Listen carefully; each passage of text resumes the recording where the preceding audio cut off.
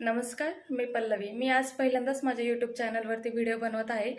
त्याच्या पाठीमागचे कारण आहे की महिलांमध्ये वाढला जाणारा कॅन्सर आणि मला त्याच कॅन्सरबद्दल थोडीशी माहिती तुमच्यापर्यंत पोहोचावी असे वाटते. त्यासाठी मी हा व्हिडिओ बनवत आहे. महिलांमध्ये मुख्यतः 2 प्रकारचे कॅन्सर हे जास्त प्रमाणामध्ये आढळले जातात. तो एक म्हणजे आहे ब्रेस्ट कॅन्सर आणि दुसरा आहे cervical cancer. Breast cancer and cervical cancer याचे सिम्पटम्स काय आहेत ते आपण जाणून घेऊयात. ब्रेस्ट कॅन्सर म्हणजे छातीला होणारा कॅन्सर. तर त्याचे लक्षण आहेत की छातीच्या ठिकाणी गाठ येणे, तसेच अंडरआर्म्समध्ये गाठ येणे, छातीच्या ठिकाणी लालसरपणा जाणवणे, सूज आल्यासारखं जाणवणे, छाती दुखणे हे मुख्यतः त्याचे लक्षणं आहेत. सर्व्हायकल कॅन्सर हा आपल्याला कशामुळे होतो त्याची कारणे आपण पाहूयात. मेन म्हणजे सर्व्हायकल कॅन्सर हा HPV व्हायरसमुळे होतो. सर्व्हायकल कॅन्सर हा आपल्याला होऊ नये व जरी झालाच तरी आपण काय करावे व त्याच्या अगोदर जे आपले रेग्युलर रुटीन आहे त्याच्यामध्ये 1 वर्षाला, 2 वर्षाला किंवा 3 वर्षाला पॅप टेस्ट असते व दुसरी म्हणजे HPV DNA टेस्ट.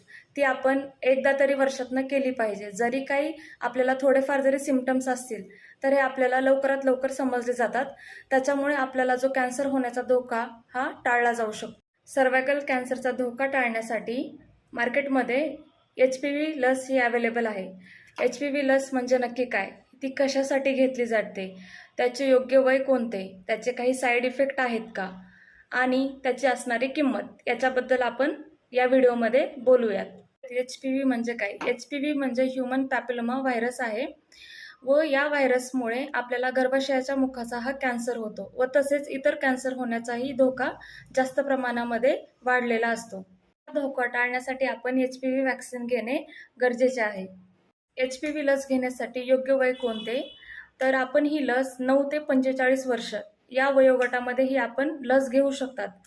पण त्याच्यामध्ये 9 ते 14 वर्षापर्यंत आपण लस ही घेऊ शकतात व त्याचा इफेक्ट हा जास्त प्रमाणामध्ये आहे आणि त्याच्यामध्ये 2 डोस हे असतात. त्याचे सायकल आहे 0 ते 6 मंथ. त्या दरम्यान तुमचे 2 डोस पूर्ण होणे गरजेचे आहे.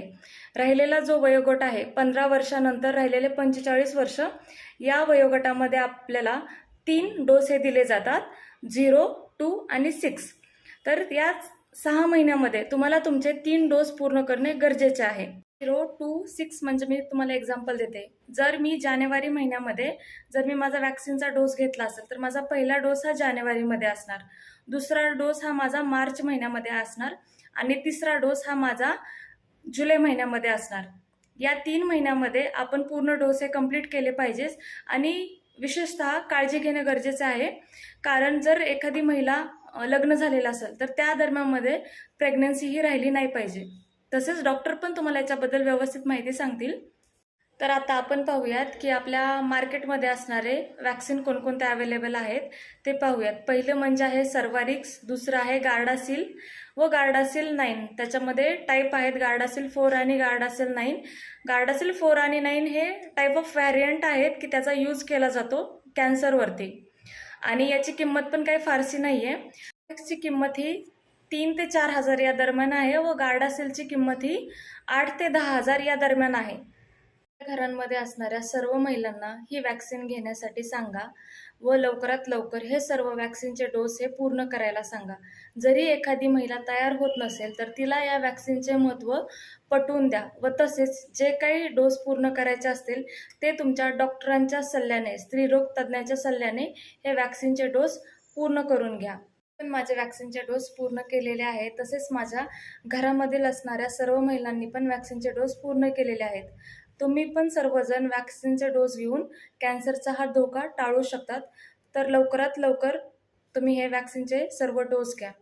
मी सर्वांना विनंती करते की तुम्ही हा व्हिडिओ जास्तीत जास्त लोकांपर्यंत पोहोचवा की जेणेकरून ज्या लोकांना या गोष्टीबद्दल माहिती नाही त्यांना याच्याबद्दल माहिती होऊन ते त्यांच्याप्रमाणे जो असेल कॅन्सरचा धोका टाळण्याचा याच्यामध्ये मी म्हणत नाही की 100% याचा उपयोग होईल, पण 1% जरी उपयोग झाला तरी खूप आहे.